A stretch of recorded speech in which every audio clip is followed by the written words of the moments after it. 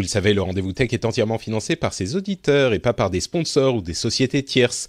Aujourd'hui, je remercie tout particulièrement Eric EMK, Bovard 121, Frédéric Camblor, Michael Kaiman, Didier Nowak, Hockenheim et Mataki. Merci à vous tous et à tous ceux qui choisissent de soutenir l'émission. C'est grandement apprécié. Bonjour à tous et bienvenue sur le Rendez-vous Tech, l'émission qui explore et qui vous résume de manière compréhensible toute l'actualité tech, internet et gadgets.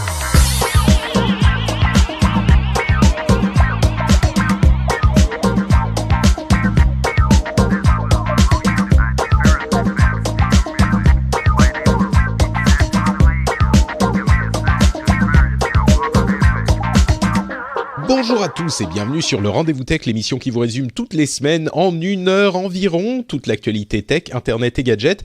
On lit tous les articles, on écume tous les blogs, on regarde toutes les news, on en tire ce qui est intéressant et important et on vous le livre d'une manière qui, j'espère, est agréable et distrayante à écouter, de manière à ce que vous puissiez vous informer en vous amusant et en faisant d'autres choses, puisqu'en podcast, on peut par exemple faire le ménage, faire la vaisselle, faire son jogging, être dans les transports. C'est franchement la solution idéale à tous vos problèmes. Bon, tous vos problèmes tech, une partie de vos problèmes tech, bon, c'est pas vraiment une solution à des problèmes, mais c'est cool quand même, je pense, le Rendez-vous Tech.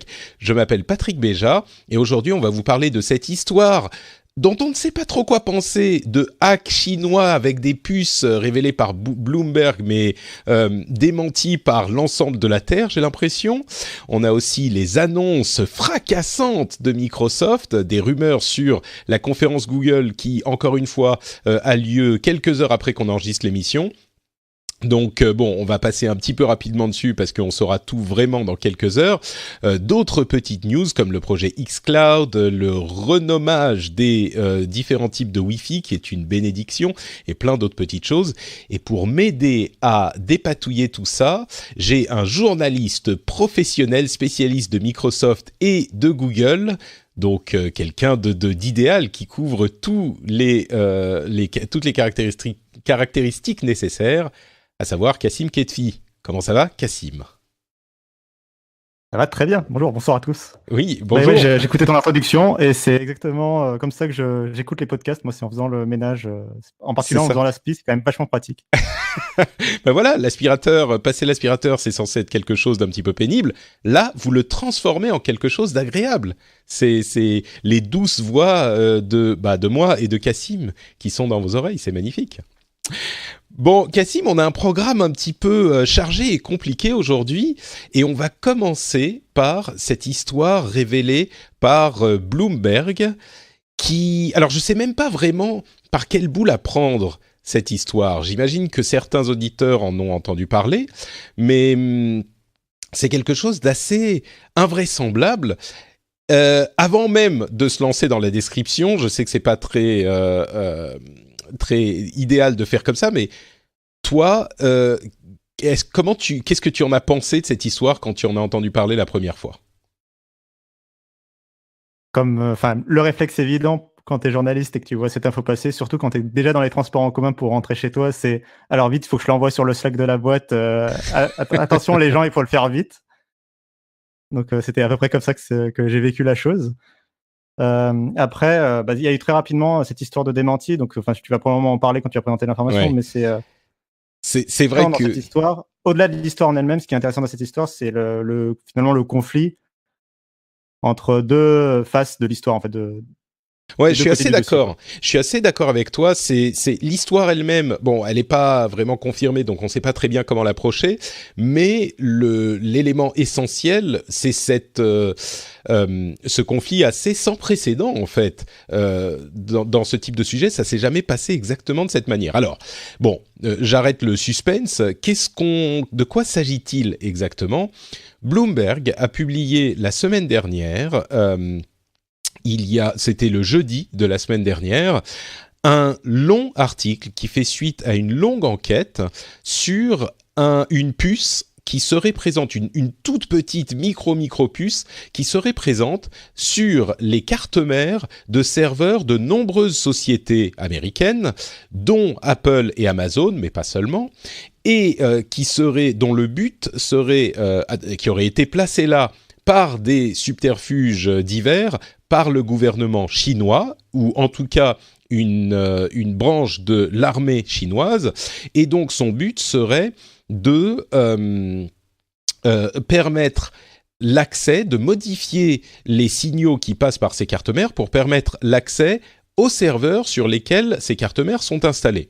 Alors, comment est-ce que cette enquête a été menée? D'après Bloomberg, encore une fois, c'est par des journalistes qui ont passé de longs mois et voire plusieurs années à réunir de nombreuses sources. Amazon aurait eu dans l'idée d'acheter une société qui fait du matériel de compression vidéo. Dans le cadre de cette intention d'achat, ils auraient fait une enquête de due diligence, on dit en anglais, d'assurance qualité ou d'assurance légale, sécurité, tout ce qu'on veut, et ils auraient mandaté une société pour étudier la sécurité du matériel vendu par cette société. Ce faisant, ils découvrent que sur l'une des cartes mères, il y a une puce dont ils ne savent pas à quoi elle sert. Cette carte mère provenait d'une autre société, la fameuse société Supermicro, dont on parle beaucoup, dont le nom ressort beaucoup dans cette histoire. Et cette société Supermicro aurait vu installer sur cette carte mère cette puce-là, mais pas chez ses fournisseurs habituels en Chine, pas chez ses fournisseurs de cartes mères, chez ceux qui fabriquent les cartes mères habituellement, mais par ceux que ces fournisseurs utilisent quand ils sont en surcapacité. Donc on parle vraiment d'un cheminement assez alambiqué, et le gouvernement ou les autorités militaires chinoises auraient utilisé donc ces contracteurs pour infiltrer cette puce qui ensuite permettrait de modifier suffisamment les instructions de la carte mère pour permettre en fait d'ouvrir un backdoor sur le système sur lequel elles sont installées. La carte mère est effectivement la puce en question est effectivement absolument minuscule. Il est très difficile de la déceler et c'est une histoire qui a tout de la sensation, du sensationnalisme nécessaire à faire une histoire scandaleuse. Pardon, Cassim, tu voulais dire quelque chose déjà ? C'est le scénario d'un film américain, quoi, d'espionnage, quoi. Oui, exactement. Oui, on est pile dans ce type de contexte.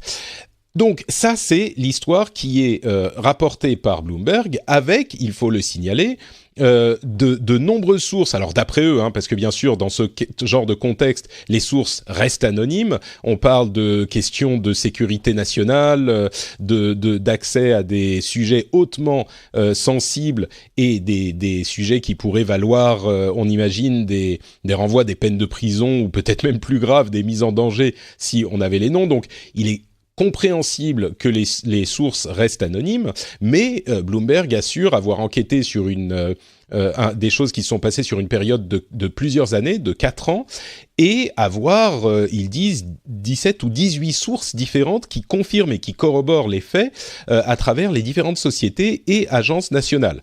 Donc, il ne s'agit pas d'une chose qu'on peut balayer de côté facilement. Suite à ça, et assez immédiatement suite à ça, Bloomberg avait déjà les réponses des sociétés en question et du gouvernement chinois avant d'avoir publié l'article, si je ne m'abuse, mais ils en ont ajouté plus ensuite, je veux dire les sociétés. Il y a eu des démentis extrêmement forts de la part de toutes les sociétés et organismes nommés. C'est-à-dire que Apple a démenti comme jamais ils ne le font, avec une force vraiment très importante. Amazon a démenti également. Le gouvernement chinois a démenti fortement, ce qui est peut-être plus attendu dans ce type d'affaires. Les autorités américaines ont démenti, peut-être avec des termes un petit peu moins forts. Ils ont utilisé des termes comme « Nous n'avons pas de raison de douter que les démentis d'Apple ou d'Amazon soient faux ». Ce qui est une manière un petit peu alambiquée de dire les choses. Apple dément point par point les accusations de Bloomberg. Donc on se retrouve dans une situation, je dirais, inhabituelle, parce que on a une société, une agence de presse, enfin un organisme de presse qui est respectable, dont on ne peut pas imaginer qu'ils publient ce type d'articles et d'accusations sans avoir vraiment fait leur travail, sans avoir confirmé leur suspicion de manière vraiment pas indéniable, mais de manière en tout cas à ce qu'ils soient certains de leur coup, assez certains de leur coup pour mettre en jeu leur crédibilité. Et d'un autre côté, on a effectivement des démentis qui sont nombreux, inhabituels dans leur force et qui mettent, pour le coup, je pense qu'on n'est pas dans l'habitude de simplement prendre le démenti d'une société au mot, parce que sinon, on ne publierait jamais rien. Toutes les sociétés et tous les organismes, enfin, c'est le boulot du journaliste d'aller trouver ce que ne veulent pas, ce que les sociétés ne veulent pas qu'on trouve. Et, enfin, je dis les sociétés, mais ça ne touche évidemment pas que les sociétés. Mais c'est vrai que les démentis sont tellement forts et spécifiques que on ne peut pas s'empêcher de se poser la question, plus que se poser la question. Donc là, moi, je me dédouane. J'ai pas de carte de presse. Je suis pas journaliste. Cassim, est-ce que tu as une carte de presse, toi? Peut-être pas. Tu viens de commencer. Ça, je pourrais, hein, mais c'est surtout qu'il faut que je fasse les papiers, en fait. D'accord. Bon. Alors, ton micro ne prend pas le son quand tu commences à parler, donc je pense qu'il faudrait que tu baisses un petit peu la porte de bruit du logiciel qu'on utilise. Mais donc tu es presque, on va dire, quasiment carte de presse. Tu es journaliste. Ah, je suis journaliste quand même. Oui, voilà. Mais... Qu'est-ce que tu en penses de cette histoire avec ton professionnalisme intrinsèque? Incroyable. Non, déjà, je peux te dire que je ne vais pas te dire qui a raison dans cette histoire, mais puisque tout simplement, on ne sait pas. C'est un peu pour ça que t'es là, Cassim. Ah, ce serait l'erreur du débutante de haha. Non, alors, comme tu as dit, Bloomberg, le truc, c'est que on peut pas. En fait, faut prendre conscience du poids. Je pense qu'on peut-être les auditeurs français ne se rendent pas compte, mais Bloomberg a un poids énorme dans le journalisme, surtout le journalisme tech et business. Comment dire, quand il révèle des choses, tu es obligé de les reprendre très rapidement parce que, comme tu disais, il ne publie pas quelque chose sans un certain niveau de certitude et sans avoir recoupé la chose avec plusieurs sources, même de nombreuses sources. C'est un organisme de presse respectable. On peut pas juste balayer le truc, comme je disais. C'est pas le blog de Mister Conspiracy qui te sort ce genre de truc. Ouais, c'est ça. Vraiment, on fait presque pas plus fiable en termes d'organismes de presse, quoi, à l'échelle mondiale. Donc forcément, on les écoute et tu regardes avec attention ce qu'ils disent, quoi. À l'inverse, comme tu l'as dit, les démentis, faut aussi prendre conscience, je pense, que d'une entreprise, le démenti, il est attendu, si tu veux. Le démenti d'Amazon, Apple et tout ça, on s'y attendait. Ils vont pas dire oui, on s'est fait hacker, regardez, oh là là, voilà. Donc ce démenti-là, il est attendu. En fait, ce qui est important, c'est vraiment, comme tu le disais, la force du démenti. En fait, dans le démenti, les phrases qu'ils utilisent, qui font que si jamais, en fait, ils mettent tout leur pion dans le démenti. C'est-à-dire que si jamais l'affaire de Bloomberg, qu'a révélé Bloomberg, se révèle, se fait confirmer, c'est un gros problème c'est un gros problème de confiance. Par exemple, Apple, son business se base essentiellement sur, ils ont vraiment fait de la vie privée, de la défense de la vie privée, leur arme de guerre, quoi, dans les nouvelles technologies. Donc c'est quelque chose de très important pour eux. Il y avait un problème avec leur démenti et qu'on se rendait compte que leur démenti était faux. C'est un gros problème, c'est une crise de confiance envers Apple, dans ce cas-là aussi envers Amazon, etc. Un énorme problème. À l'inverse, pareil pour Bloomberg. Si jamais on se rend compte que l'affaire de Bloomberg, c'était vraiment du pipeau, c'est un gros problème de confiance envers Bloomberg. Je pense trop souligner, c'est aussi l'accusation. Ceux qui n'y croient pas justement à cette affaire de Bloomberg, ils sont du coup plutôt dans le camp de ceux qui démentent d'Amazon et d'Apple. L'accusation ou le risque que Bloomberg s'est peut-être fait entraîner dans une affaire du gouvernement américain qui est actuellement en guerre commerciale avec la Chine et enfin l'administration Trump fait tout pour discréditer la Chine et en guerre ouverte quoi. Et donc cette affaire d'espionnage pourrait avoir aussi été fait pour alimenter l'opinion dans le sens de vous voyez il faut faire faut qu'on une guerre commerciale avec la Chine, etc. Donc, c'est vrai que bon, l'affaire date quand même ça a commencé sous l'administration Obama. Donc il y a quand même, peut-être que c'est l'administration Trump qui a l'enquête. C'est pas 100% clair, je crois, s'ils ont commencé l'enquête sous l'administration Obama, mais les faits remonteraient à plusieurs années et à l'administration Obama effectivement. Donc c'est là encore un petit peu difficile à déterminer. Dans tous les cas, c'est quelque chose qui demandera des enquêtes supplémentaires et dont on va devoir attendre tout simplement les résultats. On peut pas là aujourd'hui trancher ou vraiment conclure plus que ça. Il faut vraiment juste mettre l'accent sur l'importance de ces démentis et du sérieux habituel de Bloomberg, quoi. Faut vraiment comprendre l'affaire. Je pense qu'on est d'accord. Il y a eu déjà un certain nombre d'articles qui ont essayé de dépatouiller l'affaire tant bien que mal. Enfin, pas vraiment de dépatouiller l'affaire, mais d'analyser les choses aussi bien qu'ils pouvaient. Et ce qu'on en retire, c'est que techniquement, ça serait possible. Ce dont il parle n'est pas si étonnant techniquement. Il y a des problèmes sur la question la question de l'acheminement du matériel. C'est difficile de cibler spécifiquement la chose, mais d'un autre côté, si c'est confirmé, il y a si c'est confirmé, il y a la possibilité que ces puces-là soient un petit peu partout dans de nombreux serveurs. Il est possible qu'il y ait quelque chose derrière, mais que les autorités veuillent évidemment éviter la panique. C'est une possibilité. Il est possible également que les gens qui écrivent les démentis ne soient pas au courant, parce que quand on est au courant de ce genre de choses, on a comme instruction très claire de ne pas en informer qui que ce soit d'autre pour qu'il y ait une possibilité de le démentir justement. Encore que ils ont ressorti, et Apple en particulier a ressorti encore des démentis en indiquant spécifiquement qu'ils ne sont pas sous l'effet d'un gag order. Alors ce que c'est qu'un gag order, c'est un ordre du gouvernement de ne pas dire qu'ils sont au courant, même s'ils le sont. Et donc là, ils disent on n'a pas ce type d'ordre, donc vraiment, il n'y a aucune raison de vous mentir.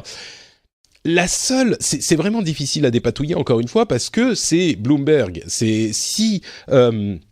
Pour donner un autre exemple, si, je sais pas, Le Monde ou Le Figaro sort une affaire, même incroyable, sur, j'en sais rien, le gouvernement ou une grande société, parce que Bloomberg, ça peut paraître un petit peu loin, mais si on parle de la France, bien sûr, ils peuvent se planter, ils peuvent s'être fait rouler dans la farine, mais on ne peut pas juste dire « Ah, c'est des conneries, il y a des démentis, donc c'est n'importe quoi ».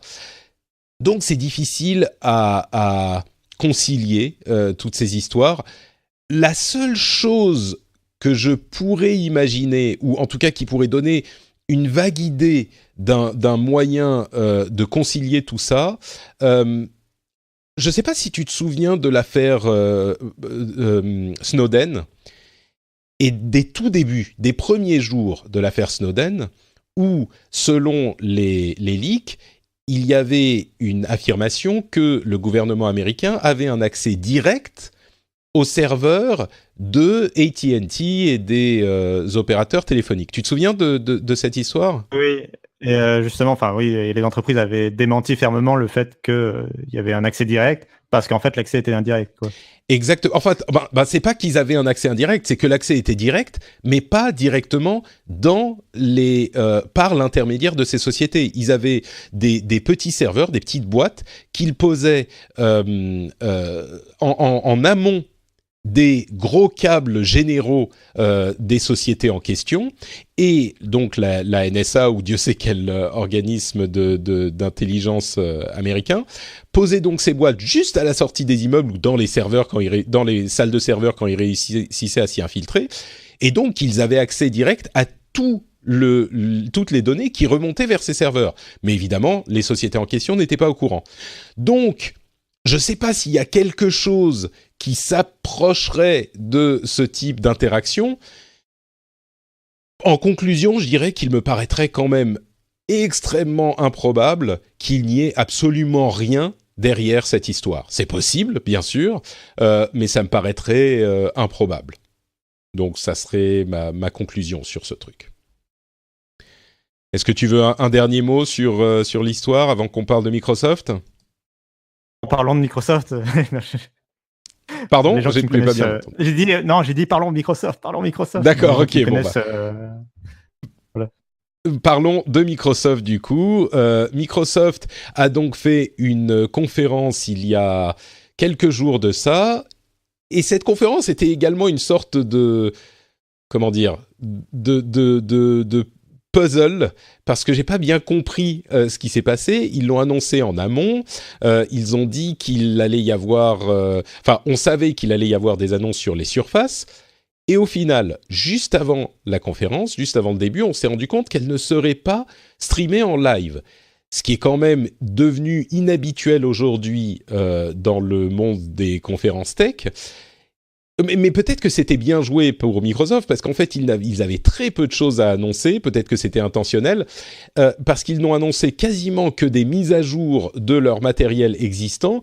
Et malgré ça, comme tout le monde s'attendait à ce qu'il y ait un streaming live, tout le monde avait préparé ses pages web, tout le monde avait préparé ses live blogs, etc. Et donc, on l'a fait quand même, plus ou moins en essayant de suivre ce qui se passait de l'intérieur avec les journalistes qui y étaient.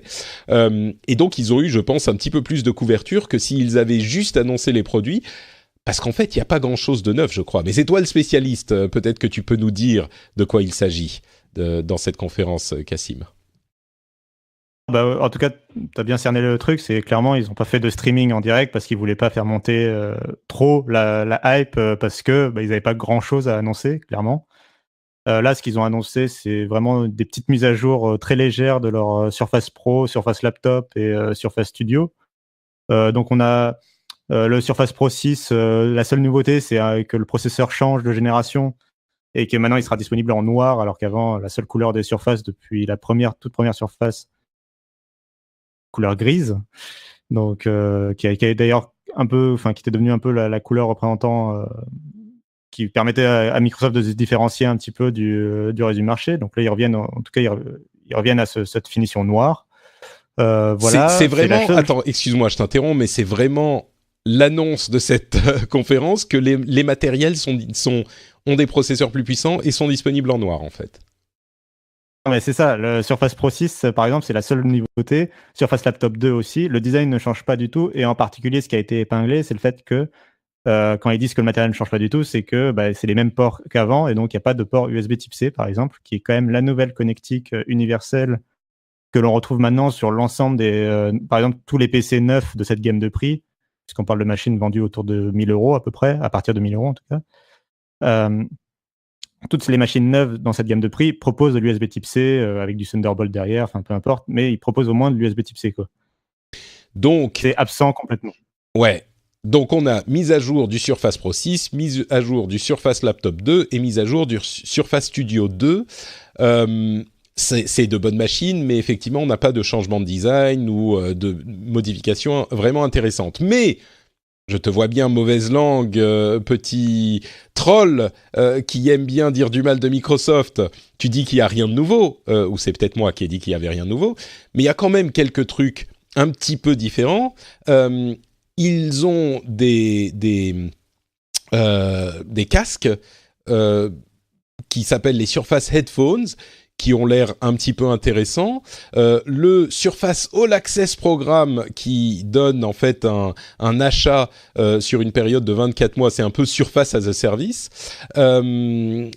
et quoi d'autre, l'application MyPhone sur Android qui permet de faire du mirroring d'applications sur Windows 10. Il y a quand même des petites choses intéressantes là-dedans, non? Non, c'était vraiment sur les gros produits. Enfin, ce qui fait leur gamme actuelle, c'était vraiment que ce qu'on appelle des refresh, quoi. C'est juste, ils ont changé le processeur à l'intérieur, quoi. Mais effectivement, la vraie nouveauté pour moi de cette conférence, pas streamée en live, c'était les Surface Headphones, donc un casque anti-bruit vendu à autour des $350, qui est donc en concurrence directe avec les meilleurs casques de Sony et de Bose, enfin, qui sont actuellement vraiment les casques qu'on recommande sur cette gamme de prix. Donc c'est le Quiet Comfort 35 de Bose, par exemple, qu'on voit partout dans les transports en commun. Qui sont ces casques Bluetooth faciles à appairer, qui t'isolent complètement en termes de bruit, qui sont élégants. Ils se lancent sur ce marché un peu bizarrement parce que on s'attendait pas à voir Microsoft se lancer dans les casques audio, quoi. Alors la raison derrière tout ça, c'est tout simplement que ce casque, il a été conçu en fait depuis plusieurs années en parallèle avec leur appareil mobile, le fameux Andromeda dont tu avais déjà parlé dans l'émission, cet appareil c'est ce que j'ai entendu pliable. aussi. Ouais. C'est le fameux l'héritier du courrier d'il y a quelques années, en fait, un appareil pliable avec 2 écrans, ou plutôt un écran qui se met sur la longueur et qui se replie en 2 pour pouvoir tenir dans la poche. C'est ça. Et en fait, ce produit mobile, il est en conception à l'intérieur chez Microsoft. Il se refuse à le sortir tant qu'ils pensent pas pouvoir en faire quelque chose qui fonctionnerait commercialement. Mais du coup, le casque qui a été conçu en parallèle, bah lui, il peut fonctionner de façon autonome, quoi. Ils peuvent le lancer comme ça. Donc c'est un casque qui a Cortana aussi, d'ailleurs. Je sais pas si on l'a mentionné, mais il a. Oui, il y a Cortana intégré. Cool, mais en fait, dans la mesure où personne n'utilise Cortana, je sais pas vraiment quel intérêt ça aurait, à part le fait que, bah, du coup, il sortira pas tout de suite en France. Enfin, il est même pas du tout annoncé pour la France, puisque Cortana n'est pas disponible en France sur la version mobile, c'est-à-dire sur iOS et Android. Donc, on verra. Et que penses-tu de la... Pardon, je t'ai interrompu, excuse-moi, vas-y. Le casque, moi, que je trouve très intéressant, c'est ces molettes sur les côtés. C'est vraiment assez représentatif, je trouve, de l'ingéniosité des ingénieurs de Surface. Enfin, j'aime bien toujours leur petit différencier. On se souvient du Surface Book avec son écran qui se détachait du clavier. Enfin voilà, ils ont toujours des petites idées. Là, c'est des molettes de chaque côté qui permettent de régler le volume et de régler l'intensité de l'isolement sonore, enfin de l'anti-bruit. Et je trouve ça assez bienvenu, c'est assez intuitif, je trouve, de juste à faire rouler son casque, enfin la molette sur le côté gauche de son casque, par exemple, pour augmenter le volume. Et oui, tu le disais, le volume et le niveau de suppression de bruit, en fait. Donc, c'est ça qui peut être un petit peu différenciant pour le produit. Donc, le fait de pouvoir faire du mirroring d'applications Android, ça a pas l'air de te plaire particulièrement. De m'enthousiasmer particulièrement. Ouais. C'est une continuité de ce qu'ils font sur Windows 10. Je trouve ça bien. Android est vraiment en train de devenir leur plateforme mobile officielle, maintenant que Windows Phone est définitivement mort. Mais du coup, moi, je trouve que c'est plutôt la synchronisation des SMS qui est déjà présente là dans la mise à jour d'automne de Windows 10 qui m'intéresse plus que, enfin là, le mirroring, je sais pas si je l'utiliserai. Mais la synchronisation des SMS, par contre. Pour expliquer spécifiquement de quoi il s'agit, c'est-à-dire qu'on a l'application MyPhone sur notre téléphone Android, on se connecte à notre ordinateur sous Windows avec le téléphone et on peut, je ne sais pas si c'est toutes les applications ou certaines applications, mais utiliser certaines applications de notre téléphone qui s'affichent sur l'écran de notre PC. C'est bien de ça dont on parle, hein. Ouais, tout à fait. Ouais. C'est par exemple super idéal pour faire une démonstration d'une application sur ton ordinateur. Enfin, il y a plusieurs usages possibles, quoi. Mais ouais, c'est exactement de ça dont on parle. D'accord. Bon, moi, je pense que ça peut être intéressant quand même dans certains cas. Mais oui, ce qui est particulièrement notable, c'est la synergie qui est en train de se créer entre Windows et Android. Je suis sûr qu'ils le feraient aussi sur iOS si iOS était aussi ouvert qu'Android, mais bien sûr, ils peuvent pas le faire. Bon, je crois que c'est à peu près tout pour cette conférence Microsoft. On doit aussi noter le fait que la mise à jour d'octobre a été retirée suite à des rapports selon lesquels la mise à jour effacerait certains fichiers. Donc ne vous inquiétez pas, vous n'avez pas à vous inquiéter de savoir si elle a été installée ou pas. Ils ont retiré la mise à jour de leur serveur, donc ils la remettront quand ils auront trouvé la raison. Mais oui, c'était la fois où ils ont décidé de ne pas faire une release candidate en test, parce que c'était une toute petite mise à jour. Visiblement, il y a eu ce type de pouvoir. Donc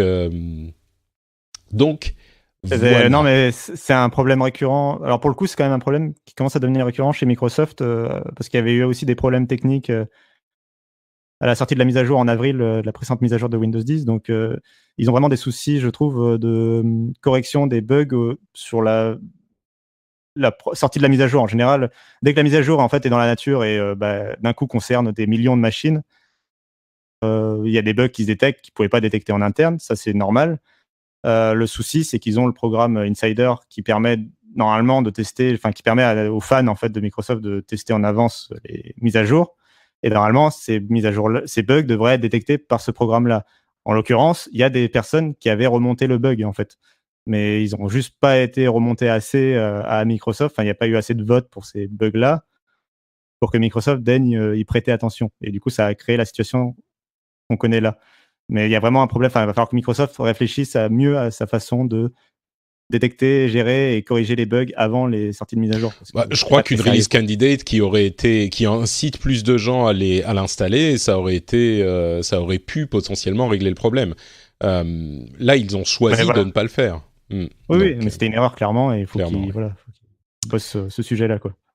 Bon, on va continuer dans les sujets passionnants, et avant tout de même de se lancer dans les news et les rumeurs, même si avec Google on n'est plus tout à fait certain que ça soit encore des rumeurs, mais peut-être juste des news un petit peu en avance, je vais quand même passer un tout petit instant à remercier les auditeurs qui choisissent de soutenir l'émission et qui la font exister. Sans vous, sans ceux qui vont sur patreon.com/rdvtech et qui choisissent de donner $1, $2 par épisode, eh bien l'émission n'existerait pas. Et parmi tous les patriotes, il y a un témoignage que je voudrais lire aujourd'hui, c'est celui de Freddy Berriot qui nous dit « Hello !» Plusieurs raisons pour lesquelles je suis patriote. Tout d'abord, je ne rate aucun épisode du Rendez-vous Tech depuis de nombreuses années. Ton podcast me rend service, me fait gagner du temps. À chaque fois que j'entends vaguement parler d'une news tech, mais que je ne capte pas tout, je me dis « c'est pas grave, si c'est important, Patrick en parlera dans le Rendez-vous Tech ». Ça, c'est quelque chose qui me fait vraiment plaisir parce que c'est l'une des missions, l'un des buts de cette émission, c'est de se dire ça vous permet de ne rien rater d'important et donc de vous reposer le reste du temps parce qu'on fait le travail pour vous. Il continue, donc ton podcast a de la valeur pour moi. Cela me paraissait malhonnête de ne pas contribuer financièrement vu ce que m'apporte le Rendez-vous Tech. Autre raison est qu'il y a quelques années, j'écoutais assidûment un podcast photo. Quand l'auteur a voulu monétiser avec un système d'abonnement maison, Patreon n'existait pas, cela n'a pas fonctionné, je n'ai pas participé, le podcast a disparu. Je me suis dit qu'il ne fallait pas que l'histoire se répète. Et puis le système de Patreon est tellement simple, pratique et limpide, je crois que c'est le meilleur témoignage qui résume le mieux tout ce qu'on peut dire de bien sur ce système et sur les raisons de soutenir l'émission. Donc, je vous laisse apprécier et je vous encourage à faire un petit tour sur patreon.com/rdvtech si vous aimez bien l'émission. Donc, on continue avec cette fameuse conférence Google qui aura lieu dans quelques heures maintenant. Donc, on va pas passer trop de temps dessus, mais tout a leaké. On a les téléphones Pixel 3 et Pixel 3 XL. On a la nouvelle machine Chrome OS qui s'appelle le Pixel Slate tablette. Le Pixel Slate, c'est une tablette sous Chrome OS. La nouvelle version du Pixel Book. Et comme je disais, la Chromecast qui a été mise en vente aux États-Unis. Et le Pixel 3 qui est carrément en vente à Hong Kong 3 jours avant son annonce et qu'un journaliste de Engadget, si je ne m'abuse, a pu aller acheter et tester un Pixel 3 XL. C'est à un tel point que on se demande si c'est pas carrément orchestré par Google. Ça paraît peu probable, mais c'est invraisemblable comme série de leaks là. Cassim, quelle est ton estimation de journaliste averti?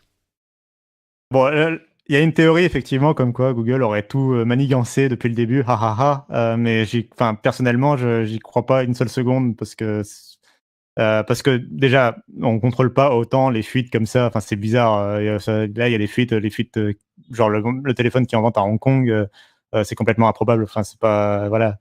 Il y a d'autres façons de faire fuiter volontairement ton téléphone qui seraient plus faciles, quoi. Genre, tu l'oublies dans un bar, par exemple. Mais ça a déjà été fait. Peut-être que justement la vente à Hong Kong, parce que je sais pas si tu as vu, mais dans leur vidéo d'annonce de la conférence qu'ils ont mis en ligne aujourd'hui, ils font référence à toutes ces histoires. Ils font référence à tous les articles et ils mettent un petit smiley genre embarrassé à la fin. Vous allez voir ce que vous allez voir. On a encore des secrets, wink wink. Voilà. Ils disent pas vraiment ça. Ils disent juste, c'est juste oui, on est au courant que tout a leaké.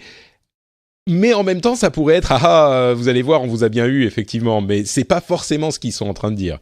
Mais c'est à un tel point que pas une seconde, je pense que s'il y avait eu vraiment un autre produit, selon moi, on en aurait déjà entendu parler. Pour moi, la seule hypothèse où un autre produit mystère serait prévu d'être annoncé à cette conférence, c'est si c'était un produit qui serait pas en vente demain, mais par exemple dans 6 mois.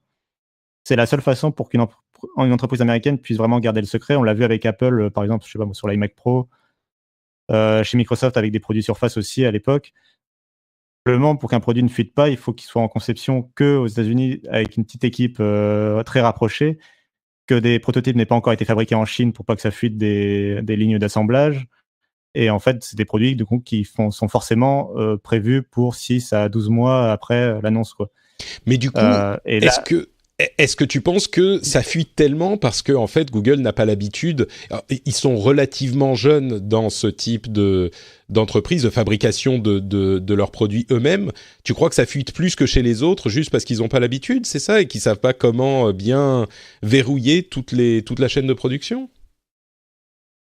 Enfin, là, je trouve que ça a particulièrement fuité, effectivement, notamment le téléphone là, dont on a eu la prise en main complète. C'est un peu le record des fuites jamais, quoi. Mais par exemple, Apple est quand même, ça fait quand même quelques années que les annonces d'iPhone, on sait un peu tout avant l'annonce de l'iPhone, tu vois. Enfin, oui, bien sûr, mais là, les ventes, en général, quoi. Les deux différents produits qui ont été mis en vente avant leur annonce, il y a quand même un problème qui va au-delà de la fuite parce que le produit est très recherché, donc tout le monde essaye d'en avoir un morceau, tu vois. Il y a un problème dans leur chaîne de distribution et de production, quoi. Ils sont nouveaux, effectivement. En plus, ils changent. Il me semble que cette année, justement, ils changent de façon de produire. C'est-à-dire que l'année dernière, si on se souvient bien, les pixels étaient produits par HTC et LG. Et normalement, cette année, c'est plutôt Foxconn qui s'occuperait de la production des produits. Et donc, c'est peut-être ce changement de façon de produire qui a peut-être aussi causé ces fuites. Impossible à dire. En tout cas, c'est sûr qu'on a tout le détail là, on a même depuis ce matin les prix et la date de sortie en France des 2 smartphones, quoi. Puisque, oui, on l'a pas dit, qui sera à retenir de cette conférence, c'est ils arrivent enfin en France. Oui, on en avait parlé au moment où la conférence, enfin, il a été annoncé que la conférence serait également en duplex en France. Et là, forcément, la seule raison possible c'est le fait que tu puisses l'acheter en France également. Enfin, j'en vois pas d'autre. Est-ce que vous avez, j'imagine, des gens qui vont aller à la conférence en France tout à l'heure ? Ouais, là, c'est vrai que tu le disais en début d'émission, on a un programme chargé pour cette émission, mais c'est un programme chargé pour tout le mois d'octobre. Il y a beaucoup de conférences, beaucoup d'événements, d'annonces là qui sont prévus. Et donc, donc là, oui, nous, on a des journalistes qui vont à l'événement parisien. Et justement, si on parle du reste du mois, on a également une conférence qui devrait bientôt être annoncée par Apple pour leurs nouveaux iPad, MacBook et peut-être d'autres petites choses. On a quelques détails sur les nouveaux iPad Pro, qui incluraient Face ID sans notch, donc l'encoche ne serait pas présente et ils auraient trouvé un moyen de le mettre juste dans le bord de l'écran, qui est peut-être un petit peu plus gros le bord de l'écran que sur les téléphones.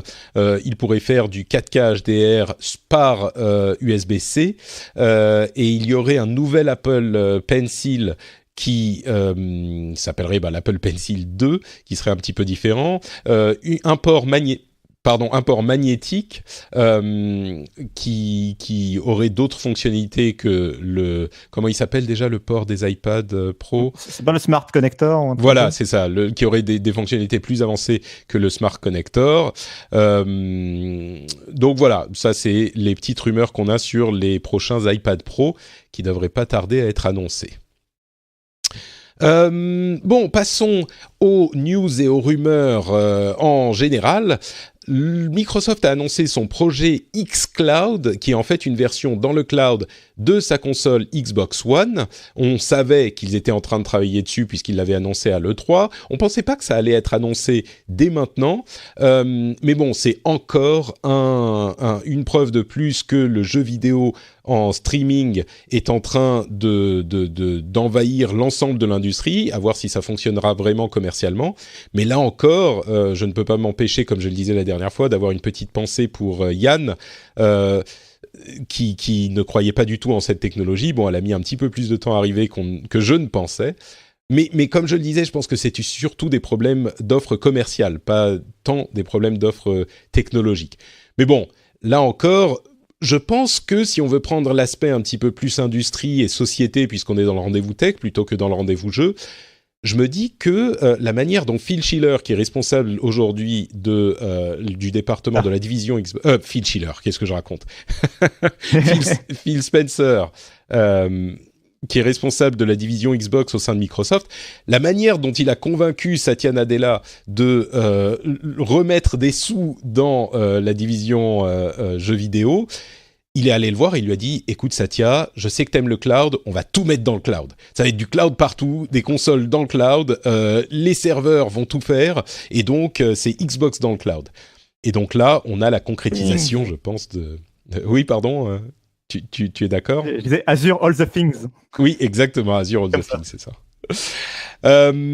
Bon, non, mais, oui, vas-y. Bon, rapidement, juste en 2 mots, ce qui est marrant, je trouve, c'est que je pense que l'annonce, comme tu l'as dit, on l'attendait pas si tôt. Je pense que l'annonce, elle était prévue pour décembre. Il y a une conférence Xbox en décembre. C'est en novembre. C'est c'est le 8 ou le 10 novembre. C'est la X018, c'est ça? Oui, en novembre, voilà.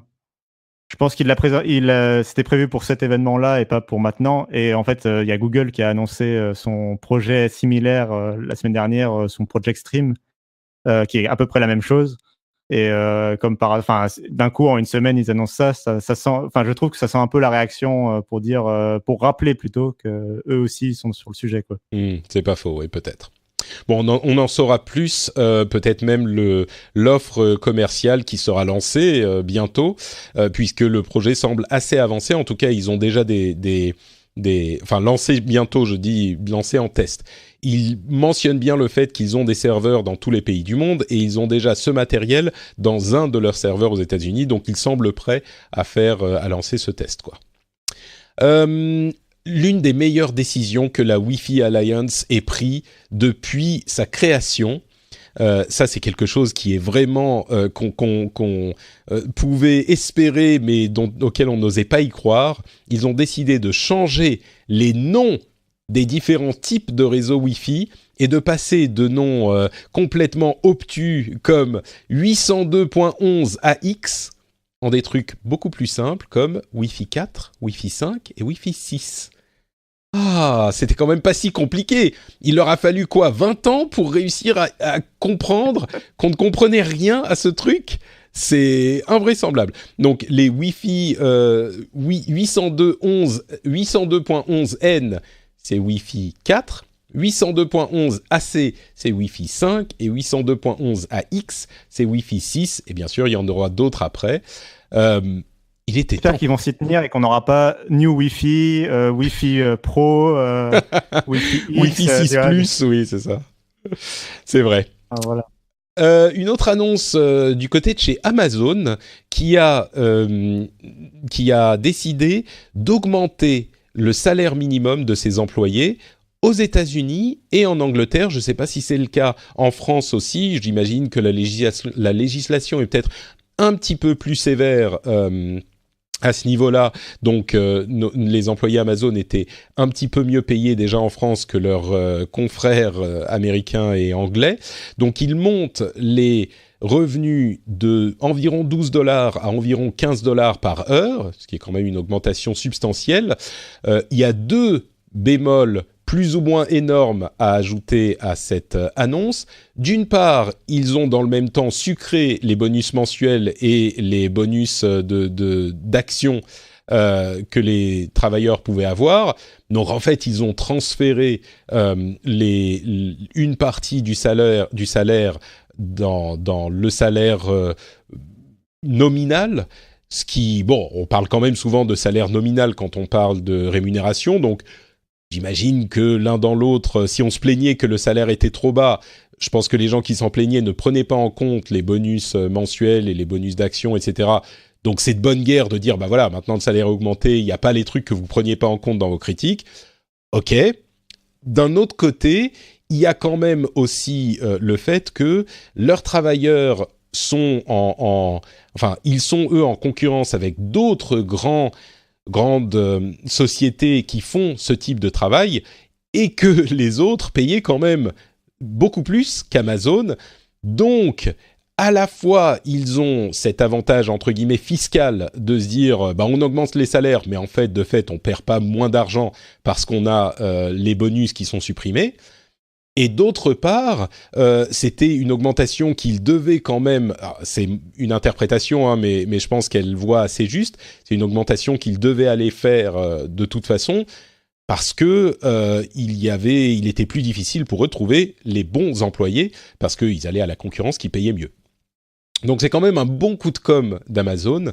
À mentionner également le fait que les employés sont mieux payés, mais le boulot est toujours aussi horrible. Si on en croit les nombreux rapports d'employés et d'anciens employés, les conditions de travail sont particulièrement difficiles et l'augmentation de salaire ne change pas les conditions de travail. Donc c'est important de le signaler également. On va voir si d'un coup ils autorisent enfin les employés à pouvoir se syndiquer, par exemple aux États-Unis, vu les problèmes qu'il y avait eu là, il y a peu sur ce sujet-là, quoi. Ça, je suis pas certain que ça soit au programme, tu vois. Mais voilà. Souligner. Oui, c'est important. On parlait des problèmes on l'avait évoqué la dernière fois, des problèmes d'Amazon qui expliquait à ses managers comment détecter et enrayer les tentatives de création de syndicats au sein de l'entreprise. Bien sûr, les syndicats aux États-Unis sont assez différents de ceux qu'on a ici.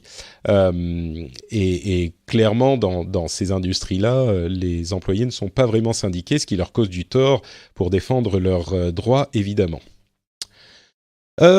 Peugeot est en train de développer son service de partage d'automobiles à Paris. Alors, ça m'a un petit peu surpris quand j'ai lu cette information parce que on parlait la semaine dernière d'une initiative similaire de Renault.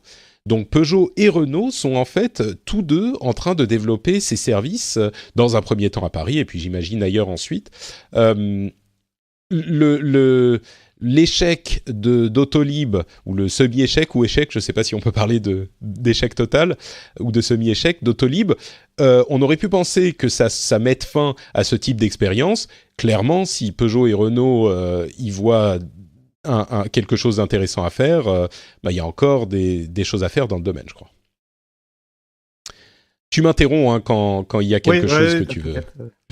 Facebook a mis en vente son portail, qui est une sorte de Amazon Echo ou Google Home connecté. Il y a deux versions, une version avec un écran de 10 pouces et une version avec un écran de 15,6 pouces. Alors il peut utiliser Alexa et des services comme des services de radio, etc., comme Spotify ou le service de vidéocommunication Facebook Watch. Mais il n'y a pas plus que ça. C'est pas qu'on peut utiliser l'écran pour faire d'autres choses que ce type de service. Bon, c'est un Amazon Echo, comment il l'appelle, Echo Show, voilà. C'est de celui-là dont on parle. Il y en a aussi un qui est censé arriver chez Google bientôt. Ce soir, en fait. Ce soir, voilà. Qui sera déjà là au moment où vous entendrez cette émission. Qui va vouloir acheter ce truc de chez Facebook, en fait?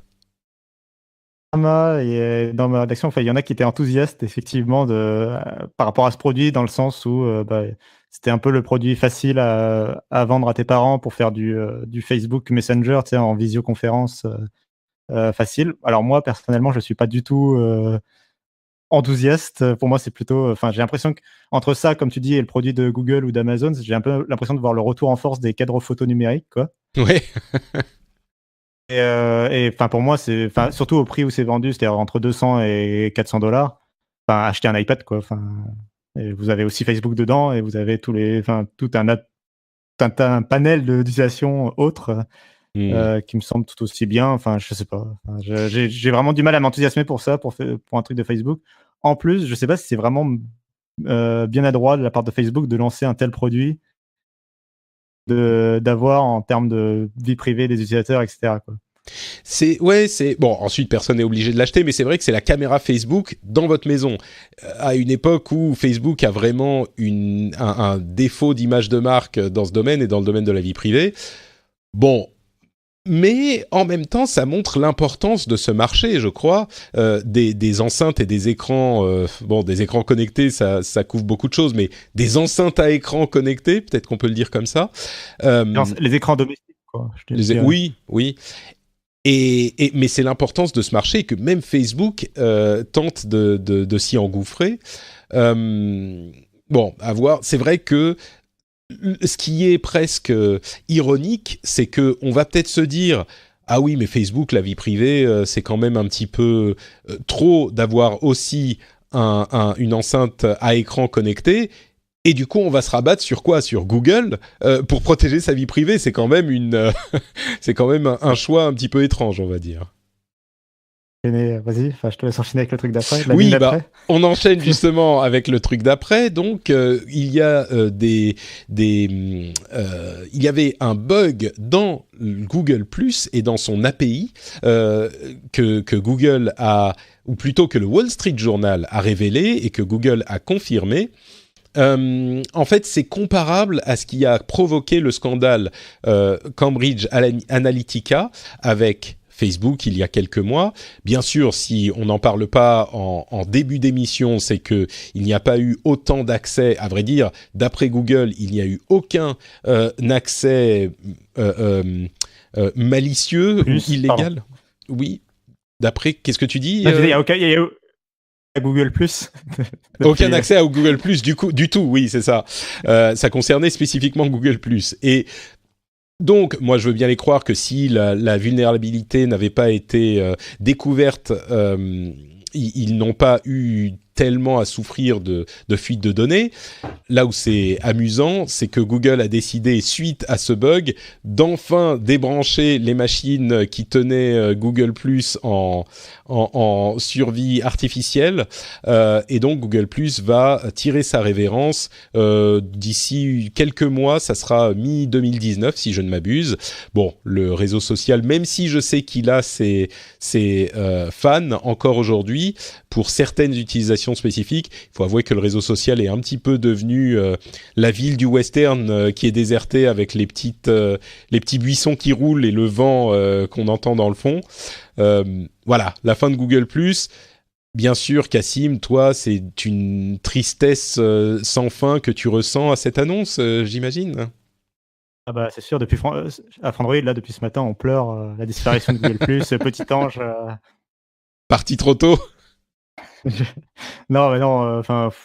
après, Google+, pour de vrai, alors, blague à part et troll à part, bon, c'est un réseau social qui a jamais marché commercialement, mais un peu comme Windows Phone en son temps, il y avait des bonnes idées dedans, notamment cette histoire de gestion des cercles, etc. On va pas refaire l'histoire de Google+, mais bon, voilà, c'est comme ça. Google a jamais réussi. Finalement, le réseau social de Google qui a marché commercialement, c'est YouTube, quoi. Oui, c'est vrai.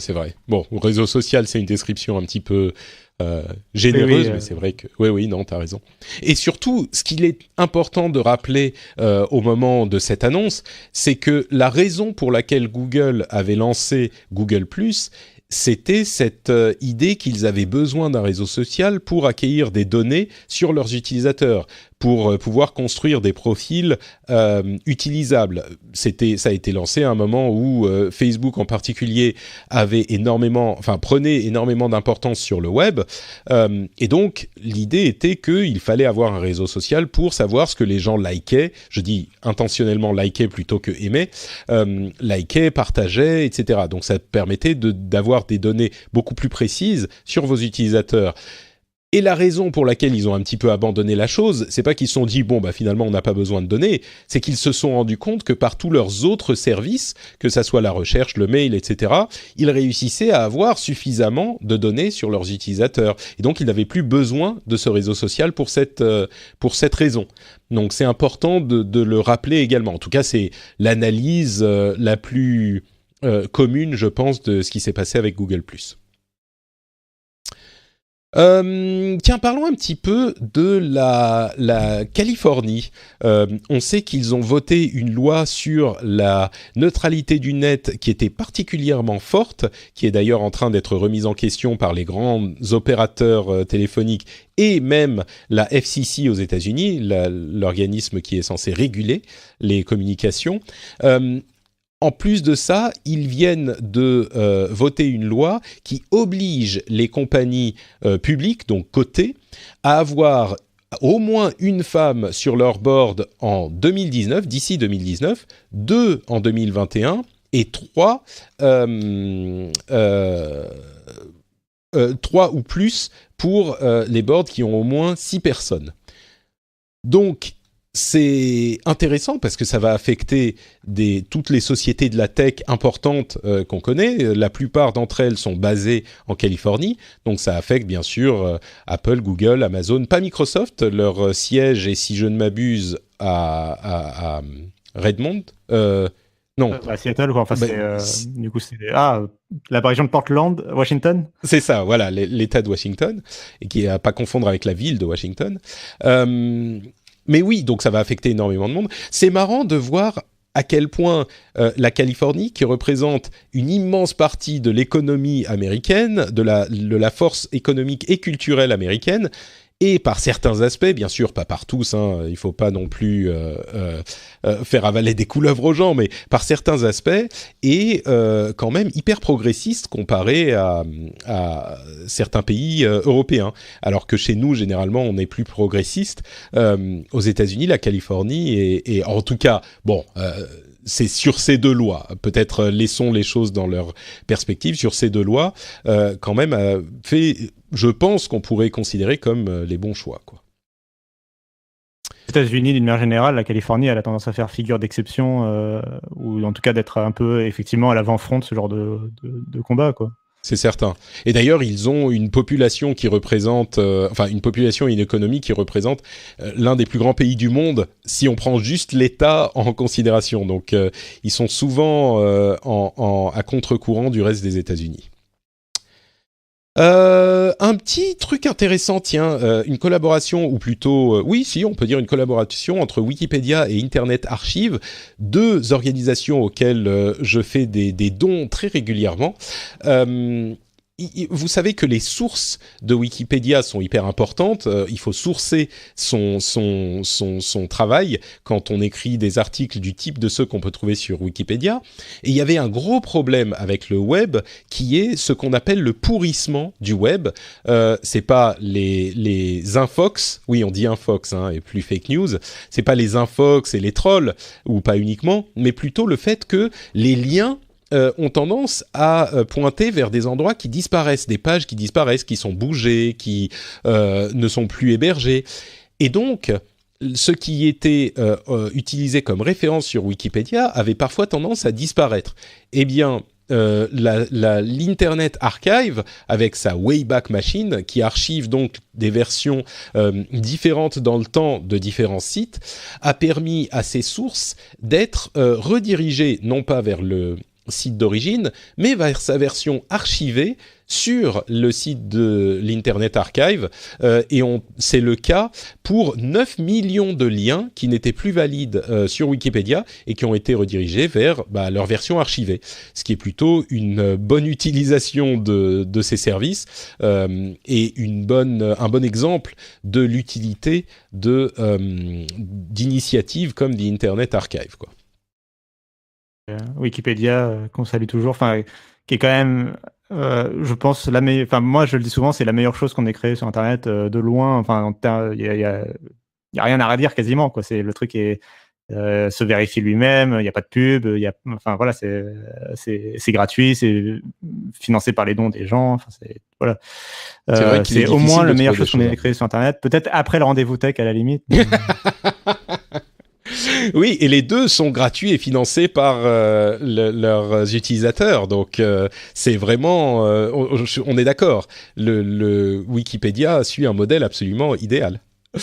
Un truc intéressant à noter à propos de Wikipédia également, puisqu'on parle d'Infox, ils ont déterminé les éditeurs de Wikipédia, qui sont en charge du contenu et de la manière dont est géré le contenu sur Wikipédia, a déterminé que Breitbart, la publication américaine de droite, voire d'extrême droite, qu'on connaît bien, a été jugée comme une source non fiable et ne peut donc désormais plus servir de lien de sources en fait pour les articles de Wikipédia. Si vous voulez établir un article sur Wikipédia, il va falloir trouver d'autres sources que Breitbart, parce que tout simplement leur propension au sensationnalisme et à l'exagération, voire à la fabrication, fait qu'ils sont pas fiables. Là où c'est intéressant, on s'écarte un tout petit peu de la tech, mais ce qui est intéressant, c'est que ça peut évidemment évoquer des réaction forte de la part de certains membres de la communauté merveilleuse de l'Internet qui se sentent bafoués ou muselés. Là où c'est intéressant, c'est qu'il y a une semaine de ça environ, il y a eu une décision similaire qui a été prise à propos d'un média, là pour le coup, qui est plutôt de gauche, qui est même très de gauche, qui s'appelle Occupy Democrats, qui est dans la mouvance un site vraiment activiste dans la mouvance de Occupy Wall Street, hein, on sent la similarité dans le nom, et donc c'est important de le signaler parce que c'est pas uniquement une question de tendance politique, mais vraiment une question de nature de l'information, et je crois c'est ce genre de travail de fond et de travail qui est pas très marrant qui fait que on peut parfois avoir des sources qui sont fiables et d'autres qui sont pas fiables. Donc voilà, je trouve que c'est un travail, comme tu le disais, Cassim, qui est extrêmement habile et compliqué de la part de Wikipédia, qui est organisé entièrement par des volontaires et par des gens qui travaillent ensemble, sans organisation, sans structure hiérarchique stricte, comme on pourrait le trouver si une société s'était dit on va faire l'encyclopédie du monde sur le net. Et c'est le genre de projet, comme tous les projets open source qu'on connaît ici ou là, qui prouve que ça peut fonctionner et fonctionne bien, et même peut-être parfois mieux que d'autres. Donc c'est un petit peu ma lettre d'amour à Wikipédia, quoi. Oui, mais à la limite, peu importe, effectivement qu'ils aient banni un site d'extrême droite ou un site d'extrême gauche, dans les deux cas, de toute façon, ce qu'il faut souligner, c'est le fait que si l'information qu'on voulait publier sur Wikipédia, dont on voulait faire un nouvel article, était vraie et facilement vérifiable, il y aura d'autres sources à trouver que Breitbart. Ce sera facile pour la personne qui voudra écrire l'article. Donc, c'est pas comme si on allait museler les personnes qui fréquentent ces sites. Ils peuvent très bien écrire toujours des articles. Il faut juste qu'ils trouvent d'autres sources. Et je suis sûr que si ce qu'ils disent est vrai, il y aura des sources pour le vérifier. Ah, mais tu dis ça, mais tu n'es pas au courant des grands efforts de muselage et des biais qu'ont la tech, le monde de la tech, contre, je sais pas, les braves gens de la droite stricte qui veulent juste exprimer leurs opinions. je dis ça, tu sais, en même temps. T'as du mal un peu. Hein. Oui, un tout petit peu. Mais je pourrais dire en même temps, tu ne te rends pas compte de la cabale qui est faite contre les braves gens de droite ou de gauche d'ailleurs dans notre pays, qui fait que la presse les muselle et la presse est complètement aux ordres. Toute la presse est aux ordres de soit des intérêts du capital, soit des intérêts comment ils disent ça, les gens de nos amis du Front National, des intérêts européens, de la mondialisation, tu vois, ce genre de choses. C'est des discours qu'on retrouve un petit peu partout finalement. Ôtons-nous, extirpons-nous de cette faille dans laquelle nous sommes tombés pour donner un dernier exemple d'un moyen de combattre les infox. WeChat, qui est un réseau social très populaire en Chine, si je ne m'abuse, a essayé une nouvelle méthode pour combattre les infox. Je fais des efforts, hein. Vous voyez, je me plie aux demandes de j'allais dire la comédie française, de l'Académie française. Je me plie aux demandes de l'Académie française. Donc, pour combattre les infox, ils ont décidé de publier en haut de leur réseau social une dizaine d'articles qui expliquent les infox, comment dire, bah oui, les infox, les rumeurs, les théories du complot, et c'est peut-être un moyen de combattre ces choses-là, de les présenter de manière éditoriale à un endroit du réseau social, peut-être pas forcément en première page, mais de dire voilà les sujets qui sont populaires en ce moment, voilà ce qu'on en pense sur tel et tel truc. Alors évidemment, on tombe dans des questions politiques qui sont parfois difficiles à extirper, mais c'est pas toujours le cas. Et peut-être que simplement cette intention éditoriale pourrait être un bon moyen de combattre à quel point ces infos se répandent. Je sais pas ce que tu en penses, Cassim. Est-ce que c'est efficace ou est-ce que ça serait juste un moyen de plus de donner du grain à moudre aux gens qui pensent qu'on nous manipule? Efficace, en fait, on va devoir attendre qu'on ait des retours, sur la façon dont ça va être mis en place, et puis, le côté justement savoir si ça va être efficace ou pas, faudra attendre quoi.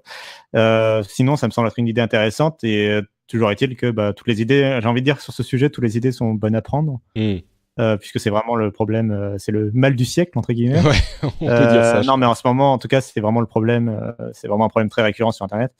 Et donc, c'est intéressant de voir des réseaux sociaux qui vraiment se penchent vraiment sur la question, pas comme d'autres, comme Twitter, qui sont un petit peu plus discrets. Voilà. Ouais, je sais pas si... Oui, Twitter, il y aurait des choses à dire, mais c'est vrai que ce que tu dis est juste, il faut essayer un petit peu tout ce qu'on peut et puis voir ce qui fonctionne. Là, ça me paraît être une idée intéressante, à voir si elle va fonctionner. Et c'est sur ces bons mots qu'on va conclure notre émission et que je vais donc remercier une nouvelle fois Cassim d'avoir été présent avec moi pour détailler un petit peu tout ça. Si les auditeurs en veulent plus de ta part et de ton travail, où est-ce qu'ils peuvent aller? Dis-moi tout. C'est le moment où je fais ma promo. C'est ça, exactement. Alors, du coup, on peut me retrouver sur Twitter @notcassim et puis sur Frandroid. Et je voulais surtout souligner deux petits points. On a lancé la saison 2 du podcast Salut Techie sur Frandroid, où on va recevoir régulièrement des invités.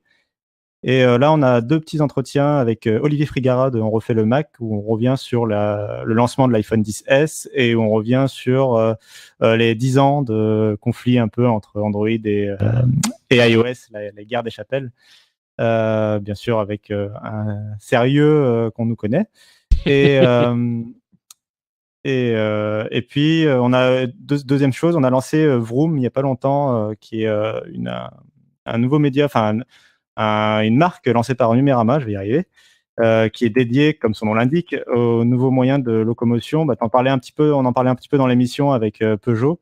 C'est exactement de ça dont on va traiter sur Vroom. On va traiter toutes les nouvelles voitures autonomes, les services qui se lancent de partage, que ce soit scooter, mobilette, j'en sais rien. Tous les nouveaux moyens de locomotion, en tout cas, dont on parle de plus en plus souvent dans les émissions tech, tout simplement.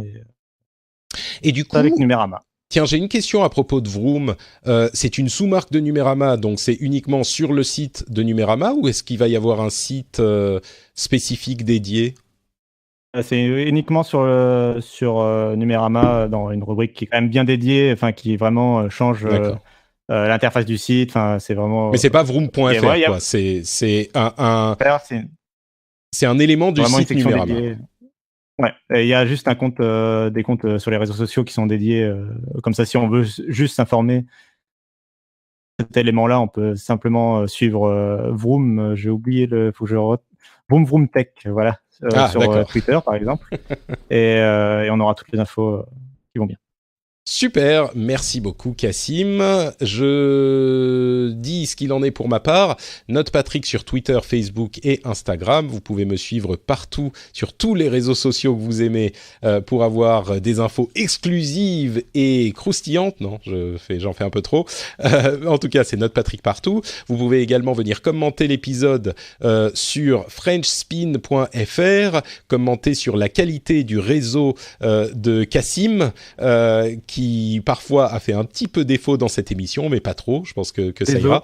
Ce coup-ci, c'était pas le mien. Là, moi, j'ai corrigé mes problèmes, donc ça venait pas de moi. Et vous pouvez également soutenir l'émission.